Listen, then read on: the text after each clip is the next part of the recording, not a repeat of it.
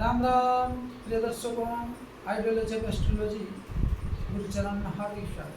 प्रिय मित्रों, मेरे साथियों, ग्रह नक्षत्र की दुनिया में आप सबका स्वागत करते हुए आज मैं आचार्य अनंत रामदास उपस्थित हूं एक नई विचार के साथ। पिता के बल से पुत्र जो है बलवान और उन्नति प्राप्त करता है, अर्थात पिता अगर आकाश है तो पुत्र धरती पर एक सुखी विचरण करता हुआ सदैव धन समृद्धि सम्मान से परिपूर्ण रहने वाला बनता है। ऐसे विषयों को जानने के लिए और हमसे जुड़ने के लिए जल्दी से जल्दी सब्सक्राइब, लाइक, कमेंट, शेयर अवश्य करिए। और अगर आपकी भी इस तरह कुंडली है तो आप भी अपने पितृ भाव को बलवान देकर, पितृ कारक ग्रह को बलवान करके आप ऊंचाइयों के शिखरों पर पहुंच सकते हैं। सदैव पिता के आशीर्वाद, पितरों के आशीर्वाद बना रहे और हमारे द्वारा, हमारे टीम के द्वारा ग्रह शांति, भागवत कथा, रामचरितमानस कथा, रामायण आदि, और आपकी व्यापार वाणिज्य नौकरी में जाते हैं, कहीं पर भी आपको पराजय बार बार देखना पड़ता है, तो आपकी कुंडली देखकर आपकी कुंडली आपके समय को बताएगा। समय अनुकूल और प्रतिकूल या अच्छे समय के आगमन होने वाला है तो उसके अनुसार निराकरण किया तंत्र या वैदिक विधान मंत्रों से। और आप चाहते हैं तो जल्दी से जल्दी जुड़ जाइए, दिखाइए। यो यथा माम प्रपद्यं देताम तथैव भजाम्यहम्। आपकी जैसे भावना होगा, धर्म की राह पर अगर चलना चाहते हैं तो हम आपके साथ हैं।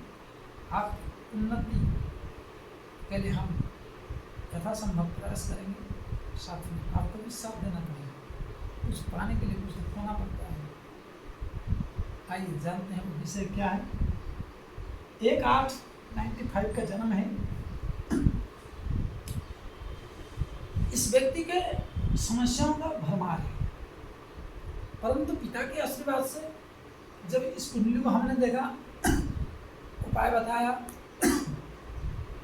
पिता को इसने प्रसन्न किया, यह नौकरी भी पा गया और इस भूमंडल में समृद्धवान व्यक्ति बन के मात्र 2 साल में उन्नति और सुख को महसूस कर रहा है। उसकी भविष्य तय हो रहा है। ऐसा कौन सा ग्रह है? आइए जानते हैं योग आयोग इस जातक की लग्न कुंडली पर क्या स्थिति है। कर्क लग्न का है, गुरु लग्न में ही बैठे हैं। द्वितीय भाव में केतु, चतुर्थ भाव में शुक्र, पंचम भाव में सूर्य बुध, सप्तम भाव में मंगल, अष्टम भाव में राहु और चंद्रमा भाग्य भाव में, शनि द्वादश भाव में विराजमान है। ऐसी इस व्यक्ति की जो व्यक्तित्व है वो कुसंगत के कारण बीच में किसी लफड़ा, इस अनैतिक चक्र रूपी दल में फंसकर बर्बादी की ओर जा रहे हैं। परंतु ठीक जब हमारे साथ मुलाकात हुआ तो गुरु का महादशा आने वाला मात्र 1 हफ्ता बचा था।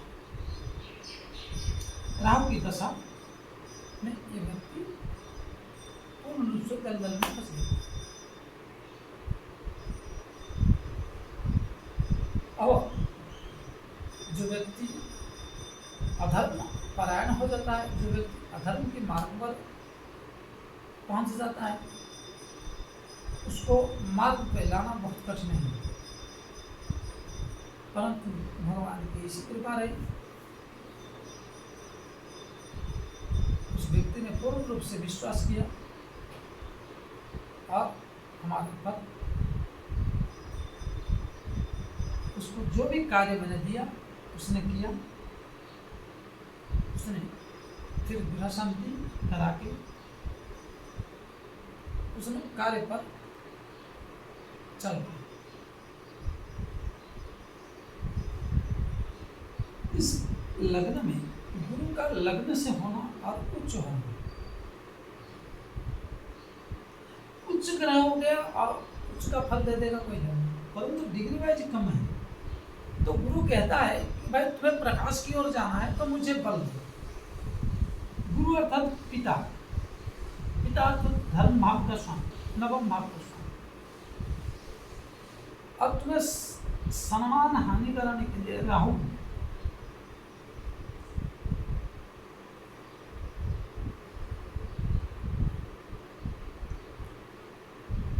की दशा में इनकी तबाही मचा रखा, इनकी स्थिति को पूरा तरह से खत्म। परंतु इसको गुरु भी मान सकते हैं और पिता भी, क्योंकि नवम भाव का स्वामी लग्न में और उच्च का है, तो इसलिए पिता कहा गया। पिता नहीं,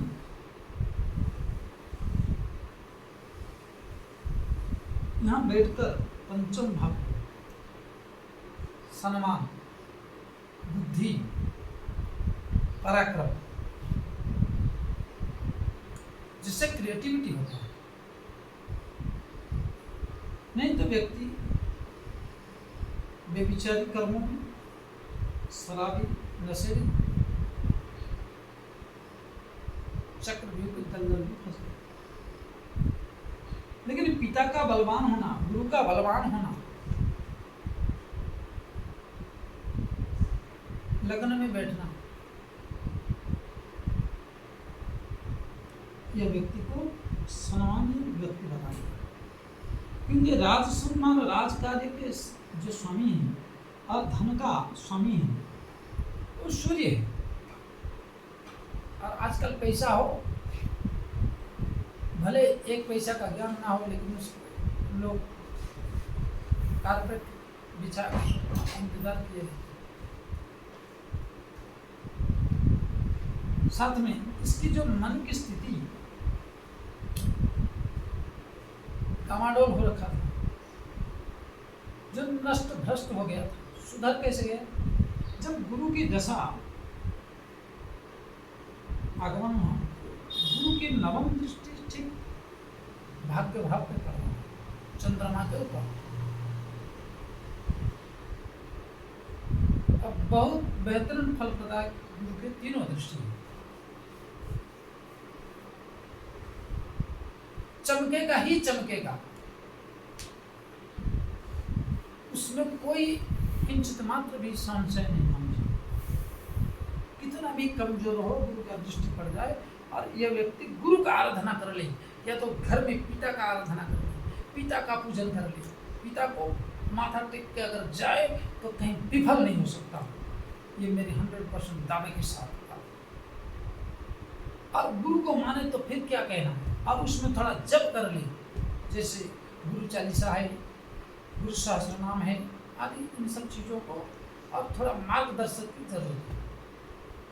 नहीं तो एक दो अनुष्ठान रामचरितमानस में है, या तो गुरु का वैदिक मंत्र है, या तो गुरु का तांत्रिक मंत्र है, या तो किसी भी प्रकार गुरु की यंत्र को सिद्ध करके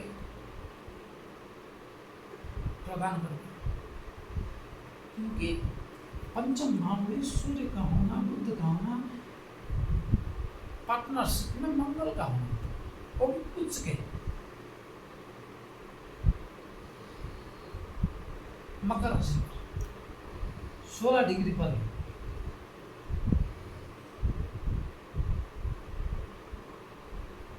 परंतु इसके साथ साथ इसकी वियोग, जो व्यभिचारी कर्म कभी भी माथा सिर उठा सकता है, इसलिए जिस रास्ते को छोड़ दिए उस रास्ते पे कभी लौटना नहीं चाहिए।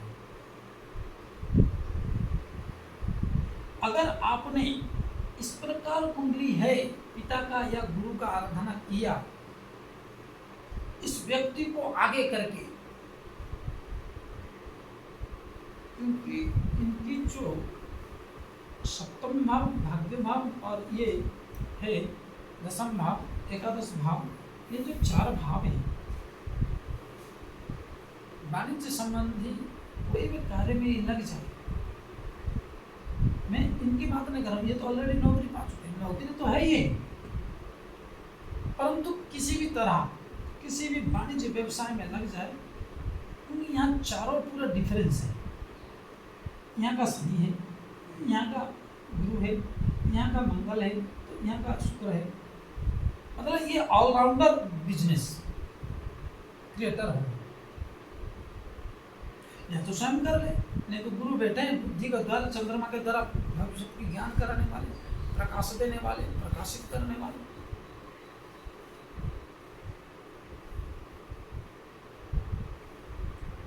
जिसके कारण इनको किसी भी व्यवसाय में हाथ नहीं, इनको एकदम उन्नति ही उन्नति प्रदान करें। हाँ, एक बात सोचनी है कि आपकी जो शत्रु है तरह तरह के चल चलेंगे। शनि का दृष्टि सप्तम दृष्टि है, और आप छोड़े कुकर्मों पर पूर्ण रूप से विराम देना होगा विचार के द्वारा, नहीं तो मन के ऊपर शनि का भी दृष्टि है। मतलब कभी भी आपकी बर्बादी के लिए आप ही स्वयं वापस आए तो निश्चित है, इसलिए टेक केयर। तो मित्रों, साथियों, आज के लिए इतना ही। आगे पुनः फिर मिलेंगे अगले वीडियो में। और जाते जाते एक छोटी सी निवेदन है, लाइक, सब्सक्राइब, शेयर, कमेंट करिए ताकि इसे मिलते रहें, इस प्रकार वीडियो को पाते रहें। और हमारे द्वारा जो भी आपकी समस्या हो, आपकी कुंडली देख के निराकरण किया जाएगा, चाहे वो वैदिक विधान से हो या फिर तंत्र विधान से हो, और 100% निराकरण का गारंटी है। परंतु इसके लिए खर्चा भी करना पड़ेगा, आपको पुरुषार्थ भी करना पड़ेगा। राम राम।